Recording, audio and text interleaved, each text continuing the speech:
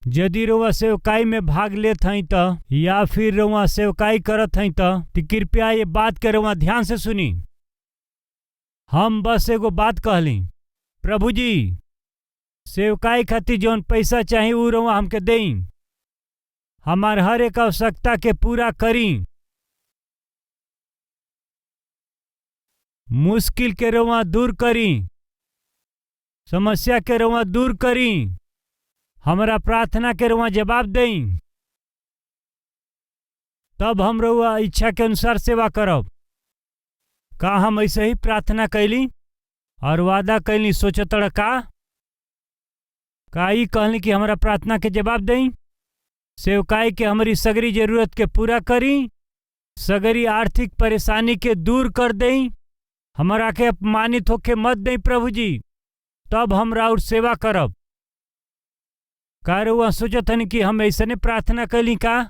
ना ही, ध्यान से सुनी जा। प्रभु जी रउआ हमार बात सुनी। यदि हमरा के खाए खातिर भोजन ना भी मिली तबो, हमारा पास रहे खातिर घर यदि ना होखे और यदि हम गरीबी से तड़पत जाए तबो, यदि हमारी प्रार्थना के जवाब ना मिली तबो भी हम, यदि ये सगरी समस्या में रउआ हमार साथ नहीं दे तबो भी हम जीवन भर राउर सेवा के कैल हम ना छोड़ब। हम राउर गवाह बन करके राउर सेवकाई करब, ई वादा करतनी। हम प्रभु से यह वादा कैले रहली। साधारण रीति से यदि सब कुछ उपलब्ध बा तो सब लोग सेवा करेला, ये आसान बा।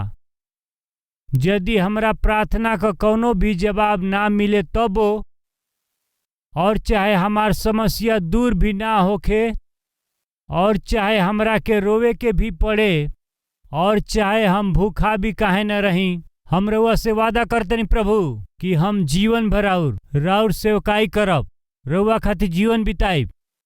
कृपया सुनी जाए भाई और बहन, जब हम वादा कैली ओकरा बाद भी 10 साल तक हमरा के मुश्किल से जाए के पड़ल। मानसिक रूप से, शारीरिक रूप से, आत्मिक रूप से, आर्थिक रूप से हमरा के बहुत मुश्किल का सामना करे के पड़ल। प्रार्थना के जवाब ना मिलत रहे, प्रतिज्ञा पूरा ना होखत रहे, मुश्किल ना दूर होखत रहे, आर्थिक समस्या ना दूर होखत रहे। हम बहुत निराश रहत रहली और शैतान हमरा लगे आकर के, परमेश्वर तो के छोड़ देले बड़ा, सेवा कैले से का फायदा, मर जा, आत्महत्या कर लो, ये अपमान और आर्थिक समस्या तू सही ना पैब, तोहरा खातिर अच्छा दिन कबो ना आई, तू मर जा। इस तरह से शैतान हमरा के बहुत सतावत रहे। हमरा के बचावल पता बा, हमरा के संभालल पता बाटे। परमेश्वर खातिर के हमार विश्वास। धर्मी लोग कबो केहू के सामने हाथ फैलौले या उनकर बच्चा लोग भीख मांगे ई कबो ना होई। ऐसे ही एगो भक्त कहले, हम विश्वास कैली परमेश्वर के वचन और उनकरा प्रतिज्ञा पर हम विश्वास कैली। जे के परमेश्वर चुनले बाणे ओकरा के परमेश्वर कबो ना छोड़ेलन। प्रभु वादा कैले कि हम तोहके अनाथ के जैसे ना छोड़ब। ऐसन प्रतिज्ञा कैलन तो कैसे हमनी के छोड़िहन बताई। शेर के जवन बच्चा बाणे ऊ शायद भूखा रह जाओस, बाकी जे लोग यहोवा परमेश्वर पर भरोसा करेला वो भूखा ना रही हैं। ये 10 साल तक हम बहुते बुरा परिस्थिति में से होकर के जब हम गुजरेली तो ओकरा बाद में एक दिन एगो सेवक हमरा से मिलने और हमसे मिल के वो हमसे कहे लगलन, भैया पहले तो रउआ बहुते दुबला पतला रहली, बाकी ए बीचा में रउआ मोटा हो गइल बानी। ऐसे वो हमसे मजाक में कहलन या कैसे कहलन हमके पता ना चलल। वो हमरा में बस का देख के कहलन हमके पता ना चलल ई कैसे कहलें। तब हम उनके का जवाब दिहली, का रउआ के पता बा बस पिछला कुछ साल से प्रभु हमरा के भूखा रखलन और हमसे सेवकाई करौलन, बाकी अब वो हमके पेट भर के भोजन देत हमें हमरा के सेवकाई में आगे बढ़ावत हवा। ध्यान से सुनी जा सेवक लोग, शायद आज रउआ के भूखा रहे के पड़ता। ई परीक्षा के समय बाटे। पहले हम भूखा रहली, शायद रउआ आज भूखा बाड़ी, हो सके कि भूखा होखी। सामान्य रूप से परीक्षा ऐसे होले, जब रउआ ऐसन परीक्षा में पास हो जाली तब ओकरा बात सुनी। परमेश्वर रउआ के सगरी दिहल प्रतिज्ञा के जवाब जरूर उ रउआ के दी हैं। पौलुस ई कहले, हम उन्नति के स्थिति में रहे हम जानत हई, और हम दीन होखला के स्थिति में रहे जानत हई। हर दशा में हम संतुष्ट रहल, भूखा रहल, घटल बढ़ल हम सीख लेले बानी। चाहे जौन भी परिस्थिति होके रउआ के आत्मिक जीवन खातिर तैयार होके के बा। और यही से अयुब यहाँ पर ये प्रकार कहले। अयुब के औरत कहली कि तू परमेश्वर के निंदा करा और मर जा। तब अयुब अपना पत्नी से कहलन, का हमनी का परमेश्वर से खाली सुख लेबे के? परमेश्वर के जरिए हमनी के खाली सुख ही लेबे के, हमनी के दुख भी लेबे के चाही। तू मूर्खता से बात मत कर। यानी अयुब ये दोनों खातिर तैयार रहले। प्रभु जब आशीष दिहन तो हम आशीष के अनुभव करब। अगर मुश्किल के अनुमति देस तो हम मुश्किल के सही लेब। जब आशीष पाइब तब आनंदित होखब, और जब फिर मुश्किल होखी तब का हम परमेश्वर के निंदा करब? ना, ऐसन हम तो कबो ना करब। हम ये दोनों खातिर के बस एक ही जैसे हम व्यवहार के करत रहब। हमार भाई लोग और बहन लोग, जब मुश्किल में होखिन जा, परेशानी में होखिन जा, तो का ये समय परमेश्वर हमने के आशीष दिहन? ऐसे राउर सवाल होखेला, उ रउआ के जरूर आशीष दी हैं। तो शायद रौरी मन में सवाल होखे, सबूत का बाटे? सतीश कुमार के गवाही ये बात के साबित करेले। निश्चय एक दिन परमेश्वर ऐसन परिस्थिति से भी, यानी एमे से ले जाके रउआ के बहुतायत से आशीष उ जरूर दी हैं। तो फिर देरी काहे होता? ई रउआ भलाई खातिर बाटे। देरी काहे करत हवन? रउआ के उत्तम जवाब देवे खातिर के। तो फिर देरी काहे करत हवन? रउआ के सबसे ऊंचा स्थान पर ले जाए खातिर। देरी भइल और रउआ के ऊंचा स्थान में लेके जाए खातिर दोनों में का कनेक्शन बाटे? जी हाँ, जरा गौर से सुनी। उत्पत्ति अध्याय 40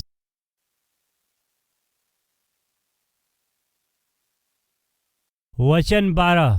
तब यूसुफ उनसे कहने की एकर फल तो यह है। 3 डाली के अर्थ 3 दिन है। यही से अब से 3 दिन के भीतर फिरौन तोहार सिर ऊंचा करी है। वो कहले, तोहरा के फिर से तोहरा पद पे नियुक्त करी है, और तू फिर से पहले के समान ही फिरौन का पियावे वाला हो के उनकर कटोरा उनकरा हाथ में फिर दिहल करबा, फिर से दिहल करबा। फिर यूसुफ अपना साथ के कैदी से ई कहेलन कि तोहरा सपना के फल ई बाटे, परमेश्वर तोहके फिर से उ नौकरी देत हवन जौना के तू खोवा देले रहला। जौन नौकरी तू खोवा देले रहला, जौना नौकरी से तोहके निकाल दिहल गईल रहे, उ नौकरी प्रभु फिर से तोहके देत हमें। आज वचन के सुने वालन में से परमेश्वर बहुत लोगन से बात करत हमें। जौन नौकरी रउआ खो देले बानी, जौना पदवी से रउआ नीचे आ गइल बानी, पहले रउआ जौना पदवी पर रहली, जौना जगह के रउआ खो देले बानी, परमेश्वर उ रउआ के देवे वाला बाड़न, उ रउआ के दी हैं। ओ पियावे वाला के परमेश्वर उनकर काम और उनकर नौकरी वापस देले बाड़न। तो उ रउआ के राउर नौकरी वापस काहे न दी? हम बताई, जरूर दी हैं। विश्वास करा हमार भाई लोग और बहन लोग, तब रउआ परमेश्वर के महिमा के देखब।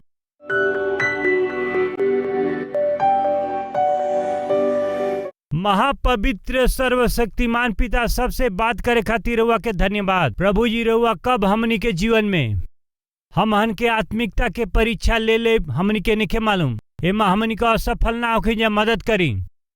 13 साल तक परेशानी, कष्ट, दुख, मुसीबत झेल के यूसुफ अपना आत्मिक जीवन से ना हटले। वो ना चुकले अपनी आत्मिकता के खातिर और खराई खातिर और पवित्रता के विषय में और अपना गवाही के विषय में बहुत ही सावधानी से अपना आप के संभाल करके आत्मिक जीवन के आगे बढ़ावत विश्वास से और सहनशीलता से रौरी नियत समय के आशीष पावे खातिर आत्मिकता से इंतजार करत उ जवन सोचले ना रहलन वैसन आत्मिक आशीष उनकरा जीवन में आवे खातिर धीरज से प्राप्त कैले पिता। आज हम सबके जीवन खातिर राउर सबसे श्रेष्ठ उद्देश्य बा, राउर इच्छा बा। बाकी जल्दीबाजी के कारण ये लोग तो बस कदम उठावेलन और गलत फैसला करेलन। हमहन के गलत फैसला कैला से और अपना जीवन में जल्दीबाजी कैला से हमनी के बचाई। रउआ जवन समय नियुक्त कैले बानी सब लोग विश्वास से दिन होके रउरी उपस्थिति में प्रार्थना करे के सहायता करी। आज जवन लोग वचन सुन के अपना जीवन में दिन होके फैसला कैले बाने, रउआ इन्हन लोग के जीवन में बहुतायत से आशीष दें और इन्हन लोग के आत्मिक जीवन में बहुत ही बढ़ाई। इन्हन लोग के आशीष पावला तक इन्हन लोग के आत्मिकता के रउआ बचा के हमेशा रखी पिताजी। हे पिता, हमनी के देश के और हमनी के राज्य के हर एक समस्या से रउआ छुटकारा दें। यीशु के नाम से मांगत हैं पिताजी, आमीन। हमार पता बा Calvary post box number 30, Kukatpally, Hyderabad 72।